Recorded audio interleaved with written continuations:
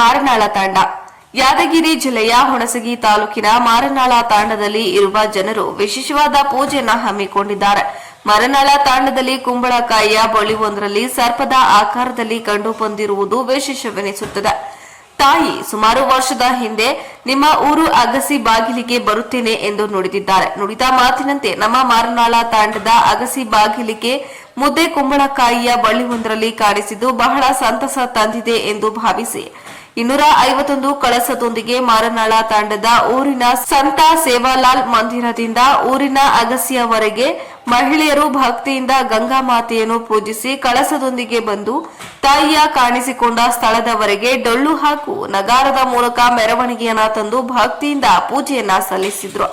ಇದೇ ಸಂದರ್ಭದಲ್ಲಿ ಊರಿನ ತುಳಜಾ ಭವಾನಿ ಹಾಗೂ ಭಾಗ್ಯವಂತಿ ಸೇರಿ ಊರಿನ ಕಷ್ಟಗಳು ಕಾರ್ಪಣ್ಯಗಳನ್ನ ತೆಗೆದು ಹಾಕಿದ್ದೇವೆ ಎಂದು ದೈವ ನುಡಿದ್ರು. ಇದೇ ಸಂದರ್ಭದಲ್ಲಿ ಮಾರನಾಳ ತಾಂಡದ ಗುರು ಹಿರಿಯರು ಮತ್ತು ಭಕ್ತರು ತಾಯಿಯ ದರ್ಶನ ಪಡೆದ್ರು.